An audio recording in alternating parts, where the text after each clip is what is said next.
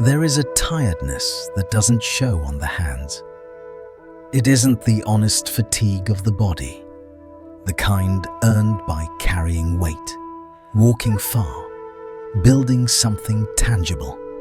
It is a quieter, stranger heaviness, the exhaustion of a mind that has been awake too long inside itself. A person can spend the day seated, sheltered, fed, and still arrive at night feeling as if something has been dragging on their spirit. The shoulders tighten without lifting anything. The chest grows dense without any visible cause. The eyes close, but the mind does not follow. It continues, as though rest were a place it no longer recognizes. We rarely name this kind of fatigue correctly. We call it stress. We call it anxiety. We call it being overwhelmed.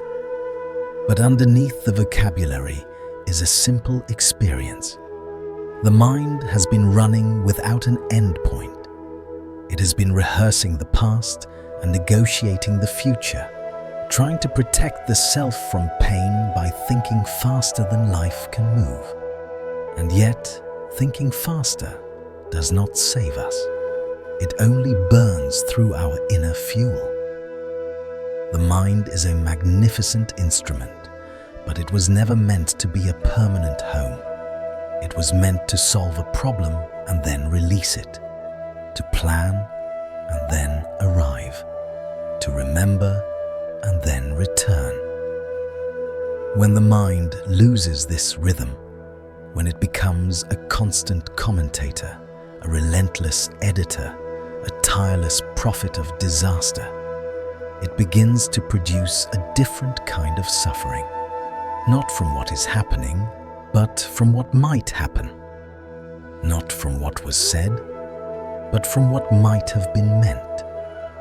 Not from reality, but from the endless mental versions of reality we construct and then live inside, as if they were true. In the traditions of contemplation, Zen, Stoicism, Sufism, even the quiet corners of Christian monastic practice, there is a repeated insight. Suffering is not only an event, it is also a relationship. What hurts us is often not just what appears in our life, but the way we hold what appears. Circumstances are wind. Clinging turns wind into storm. The outer world may be difficult, yes, but the inner world can become far harsher than the outer one when it refuses to soften, refuses to let go, refuses to stop squeezing the moment until it bleeds answers. We suffer not only because we lack, but because we carry too much. We carry tomorrow before tomorrow arrives. We carry yesterday even though it cannot be carried into anything new. We carry conversations, small embarrassments, imagined judgments. We carry invisible comparisons, what others seem to be doing, what we think we should be doing, who we should have become by now. We carry an old fear dressed up as being realistic. We carry a hard story about ourselves and call it truth. And gradually, the inner posture becomes the same as the outer. Clenched, the jaw tightens, the breath shortens, the heart hovers. The body becomes a nervous guard posted at the gates of an imagined threat. We interpret this as weakness, but it is not weakness. It is the body's honesty. It is the body saying, before we are willing to admit it, something inside you is doing too much work. The tragedy is that the mind often believes it is helping. It believes that constant thinking is diligence, that rumination is responsibility, that self-criticism is virtue. It believes that if it keeps watch long enough, pain will be prevented. But watchfulness becomes obsession. Planning becomes spiraling. Reflection becomes self-interrogation. What begins as intelligence becomes agitation, like clear water turned cloudy by a hand that cannot stop stirring. And then we ask, in the quietest part of the night, why do I try to live kindly and still find no peace? The answer is rarely that life has refused us peace. More often, it is that we have not yet learned the conditions under which peace can appear. Peace is shy. It does not enter the mind by force. It does not grow in a room where every thought is chased, argued with, or believed. Peace comes when the inner world becomes less hostile, when we stop treating the mind like a battlefield and begin to treat it like a landscape, something to observe, something to care for, something to live within gently. To think less is not to become indifferent. It is to come back to the breath, which is always happening now, back to the body, which never leaves the present, back to the simple fact of being here, before we turn here into a problem to solve. This is why so many spiritual traditions begin with attention. Not because attention is magical, but because attention is honest. It brings us out of mental time travel and returns us to the only place where life is actually occurring. Only the present is real. The past has weight, yes, but it is not alive. The future has importance, yes, but it is not here. Yet the modern mind often lives as though these two ghosts are more real than the room we are sitting in. We rehearse disasters that have not happened. We replay scenes that cannot be edited. We live inside imagined conversations and then wonder why our heart is pounding. The mind becomes like a boat without an anchor, pushed backward by memory, pulled forward by imagination. And so we are everywhere, except where we actually are. There is a reason this feels exhausting. It is not just emotional, it is mechanical. Every anxious thought demands the body's energy. Each imagined threat triggers the body's chemistry. Each looped story calls for an internal response. The body cannot always distinguish between an actual danger and a vividly imagined one. So it responds to thoughts as if they were events. It tightens, braces, prepares. And when this happens again and again, hour after hour, day after day, we experience a kind of chronic inner labor. We are working without building anything. We are running without arriving. Stopping, then, is not laziness. Stopping is intelligence. A disturbed mind cannot see straight. When the mind is agitated, decisions warp, words sharpen, emotions swell beyond their proportion. We send messages we later regret. We interpret neutral events as rejection. We mistake fatigue for truth. We become less capable of love, not because we are bad, but because we are flooded. The pause is where wisdom returns. Not the dramatic pause of a grand transformation, but the humble pause of one breath fully taken. One moment where we do not chase the thought.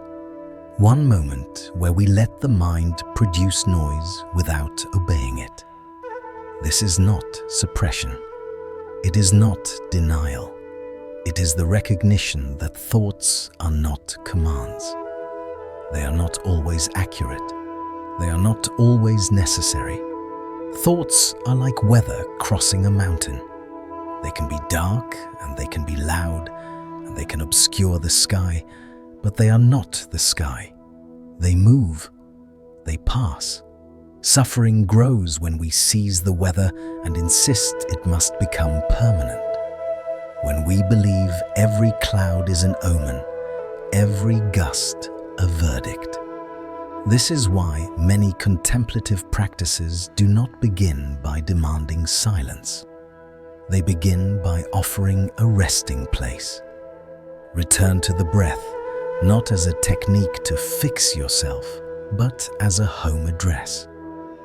The breath is always available. It does not require permission. It does not demand you solve anything first. It simply says, "Come back. Here is the body. Here is the moment. Here is what is real right now."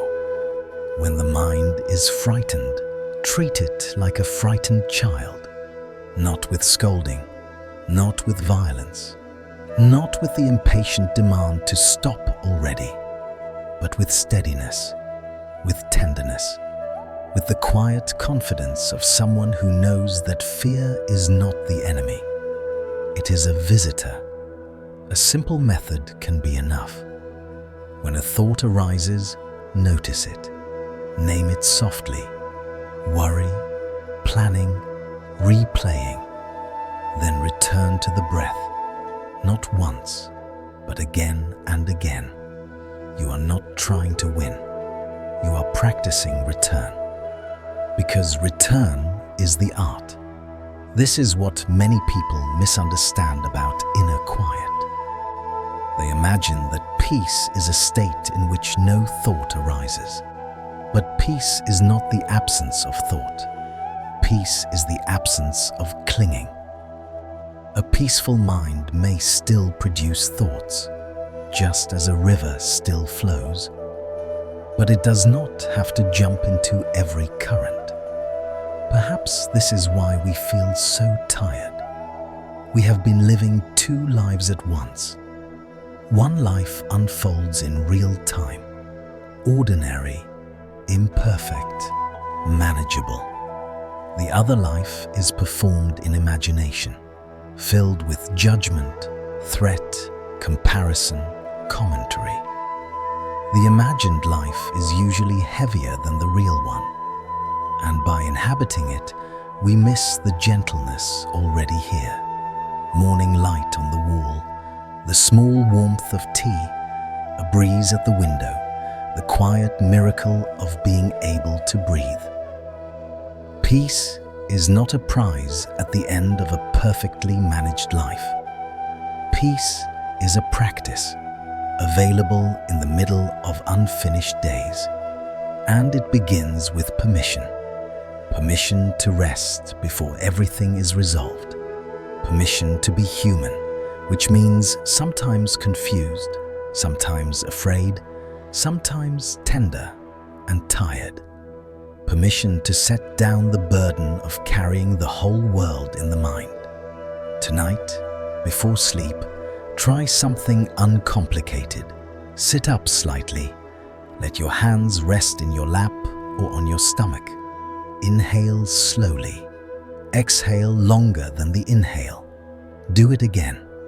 And as you breathe, whisper inwardly, "I am here. I am alive. For this moment, I can rest."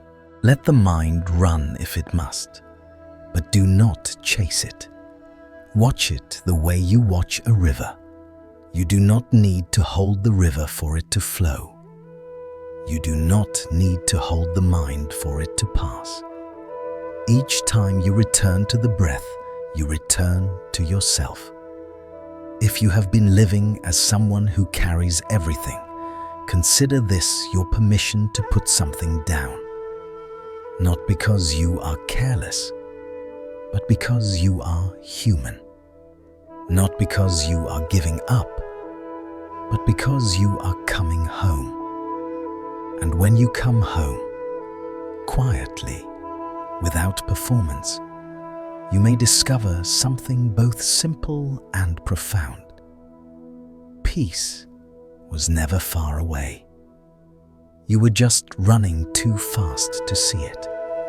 And yet, even this is only the first layer of the matter, because the mind does not merely think too much at random, it thinks too much for a reason. Beneath the noise, there is often a sincere hunger, the hunger to be safe, to be seen, to be certain, to be loved without conditions. Excessive thought is frequently a form of seeking, an attempt to build, through mental effort, what we do not fully trust life to provide. This is why the fatigue can feel so personal. It is not only that we are tired, it is that we are tired of ourselves, tired of the constant inner negotiation, tired of the voice that never stops evaluating, tired of carrying a self like a fragile object that must be protected at all costs. When we do not feel safe in the world, we try to become safe in the mind. We try to predict what will happen. We try to anticipate every misunderstanding. We rehearse what we should say. We review what we already said.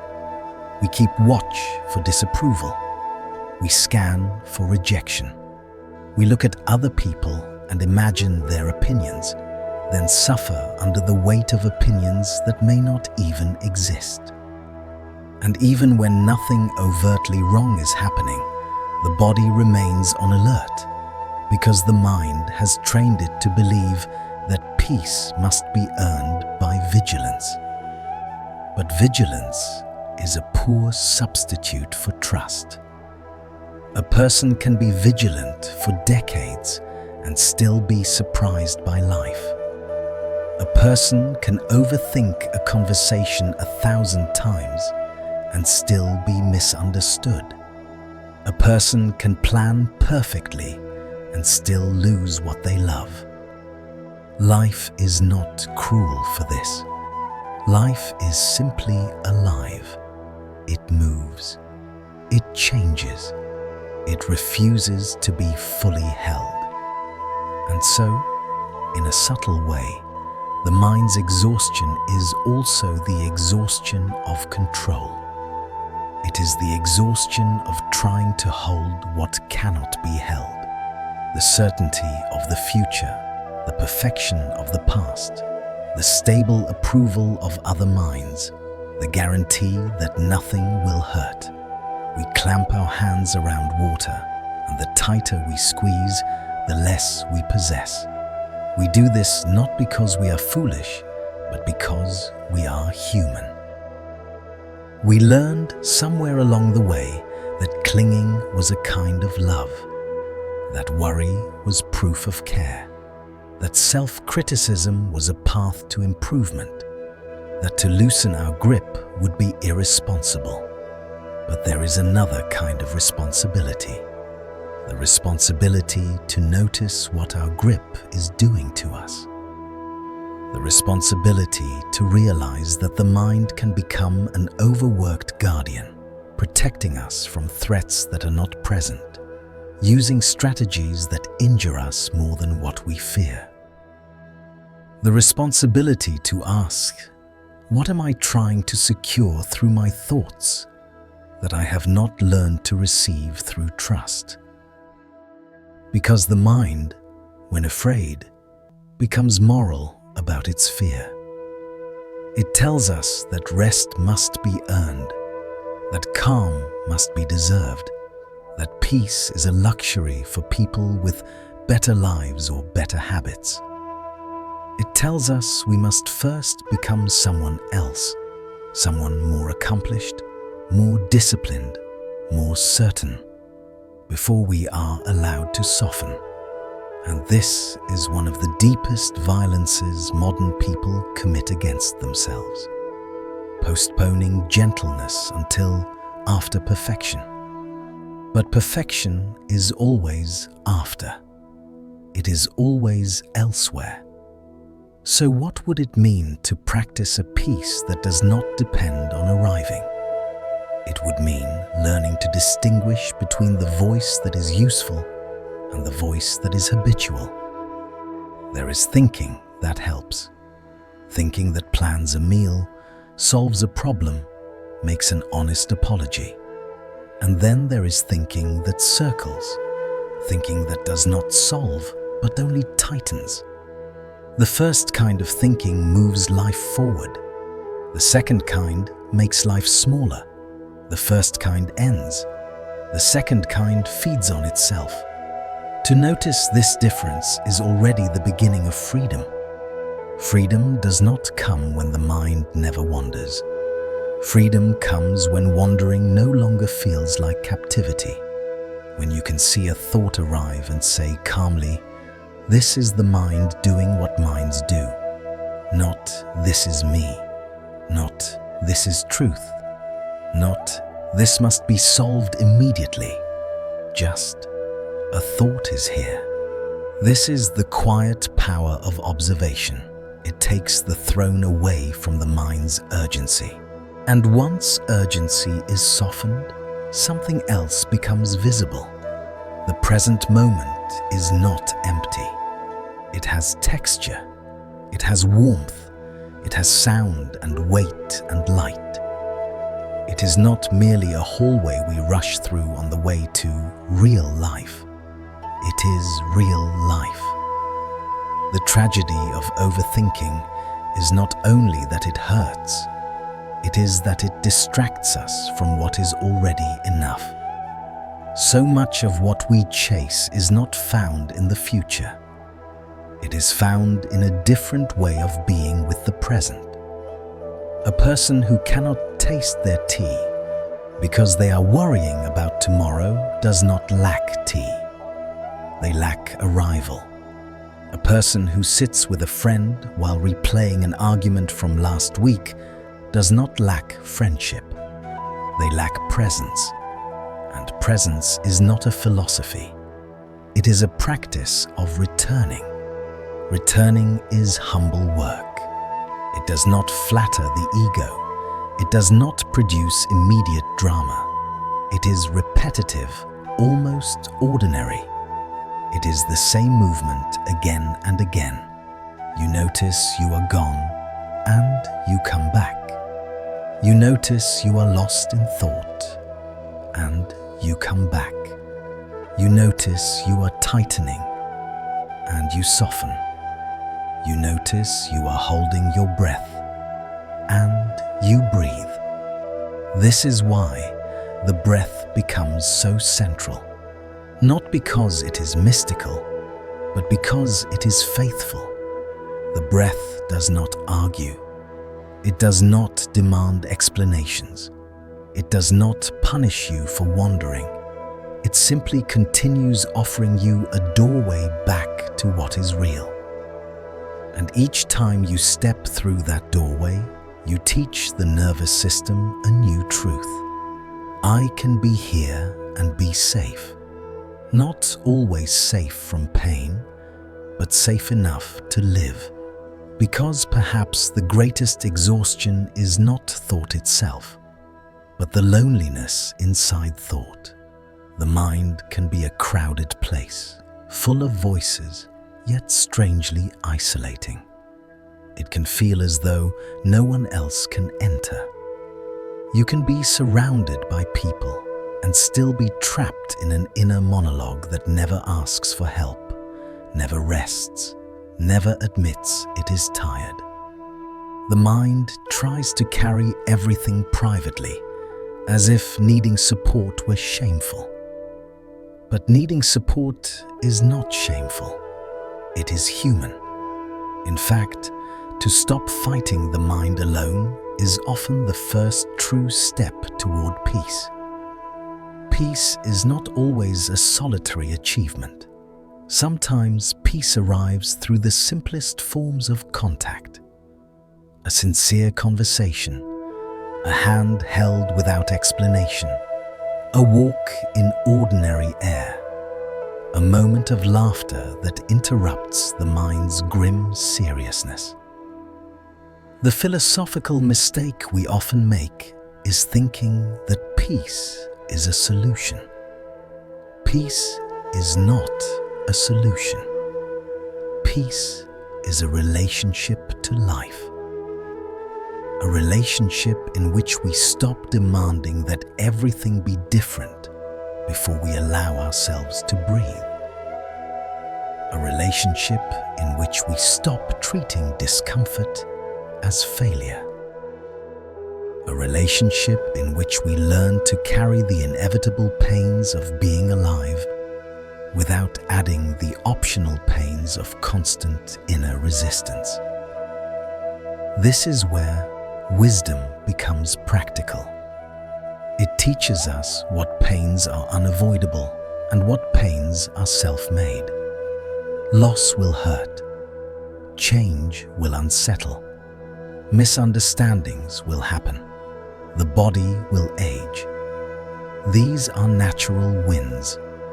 But the storm, the relentless, grinding storm, is often created by our refusal to let the wind pass through without building a story around it, without gripping it, without turning it into identity. A thought says, "They didn't text back." The storm says, "I am unlovable." A thought says, "I made a mistake." The storm says, "I ruin everything."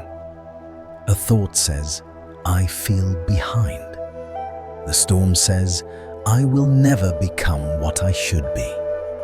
The mind is skilled at building storms from small clouds, and yet the same mind is capable of learning a different art, letting clouds be clouds. This is not naivete. It is maturity. It is understanding that you can care deeply about life without being consumed by it. You can plan without panicking. You can reflect without punishing. You can improve without hating yourself. You can take responsibility without taking on the weight of the whole world. So the invitation is not to become someone who never thinks. The invitation is to become someone who can set thinking down. To recognize the difference between a tool and a trap. To learn the dignity of pause. To practice returning again and again until return becomes more natural than wandering. And perhaps most importantly, to learn a kind of self-love that is not sentimental, but steady. Self-love as permission to rest. Self-love as refusal to bully the mind into silence. Self-love as the willingness to treat your inner life with the same patience you would offer a child, a friend, an exhausted stranger. Because the mind that is always running is often running from something. And what it is running from is rarely an external enemy. It is often running from the simple, vulnerable experience of being human, the uncertainty, the tenderness, the not knowing, the ache of wanting life to be gentle. But life becomes gentler when we stop trying to outrun it. Tonight then, let peace be small, not a triumph, not a permanent state, just a moment of unclenching, a breath that reaches the bottom of the lungs, a softening in the shoulders, a willingness to let the mind speak without obeying it. Sit up slightly, let your hands rest. Inhale slowly, exhale longer than the inhale. And if thoughts come, and they will, let them come like visitors passing through a doorway you no longer guard with panic. Whisper inwardly, not as a performance, but as a truth you are practicing. I am here. I am alive. For this moment, I can rest. And if you return to the breath 100 times, that is not failure. That is the practice, because each return is a homecoming. And when you come home, truly, quietly, without needing to prove anything, you may find that peace was not something you had to chase across years and accomplishments. Peace was never far away. You were just running too fast to see it.